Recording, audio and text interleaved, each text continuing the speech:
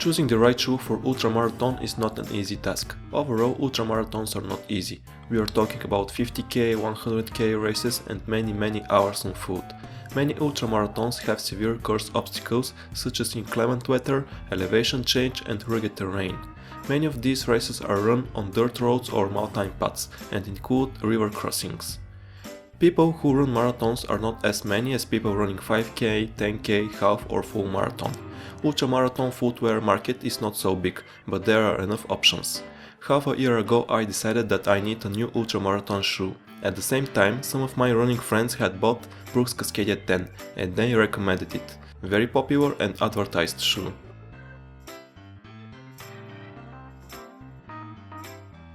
When I went to the local running store, my choice came down to 3 models: Brooks Cascadia 10, Innovate Race Ultra 290 and New Balance Leadview. I tried all shoes of course. The New Balance didn't feel comfortable and quickly was eliminated. Cascadia and Race Ultra remained and the choice was not easy. I run a treadmill in the store for some time, but one thing is to run for hours in the mountain and completely different is to run for a few minutes on a treadmill. The Race Ultra had a wider toolbox, while the feeling of Cascadia was for firm and secure shoe. In the end I decided to buy the Cascadia.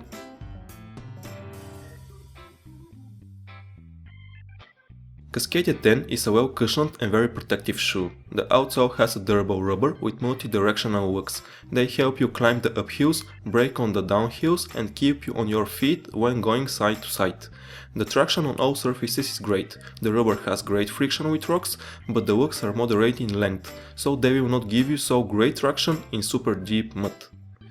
Cascadia 10 uses Brooks' Bio-Mo-Go DNA or something like that adaptive cushioning system, which adapts to your specific weight, pace, gait and running surface. The DNA material gets firmer with heavier impact, so if you are a heavier runner or tend to run on certain parts of your shoe, the midsole will adjust. Additionally, the midsole 4-pivot system provides support on uneven terrains. One of the things I most like in the shoe is the protection. I have the feeling that the integrated rock plate is bomb-proof. The 4-foot rock shield is between the outsole and midsole, the red spots, and provides protection from rocks and roots, spreading out point clouds from sharp objects. The mesh used in Brooks Cascadia 10 is breathable, but there is enough material to keep most dust and dirt out. For stability, Brooks uses synthetic overlays. The shoe has 2 independent straps that are woven through the upper material and wrap around the arch, to attach to the laces on one end and directly to the midsole on the other. The upper secures the foot into place very well.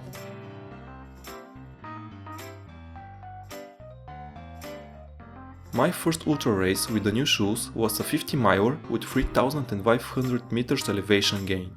Forest paths, mud, crossing a river, rain, basically the usual stuff. The conditions were harsh, but the shoe was rock solid.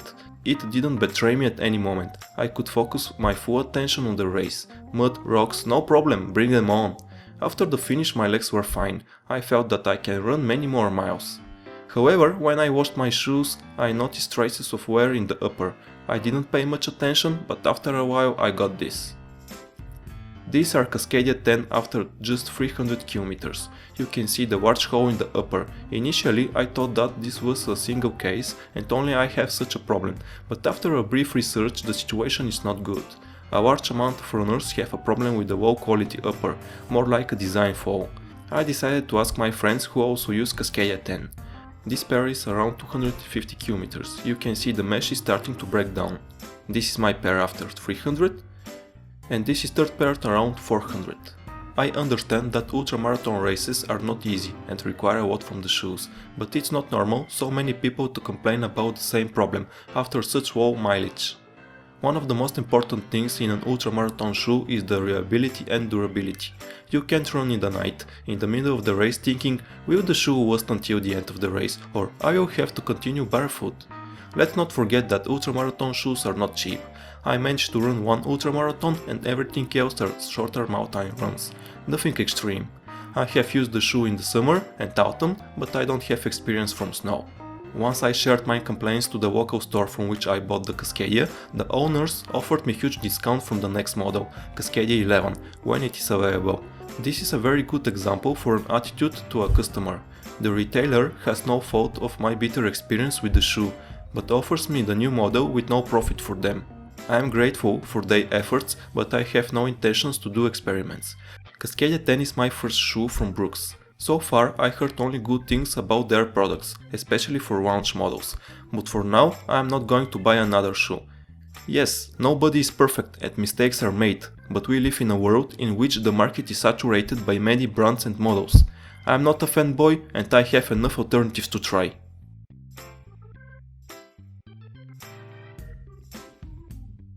For conclusion, Cascadia 10 is a versatile trail shoe, able to run smoothly over different terrains.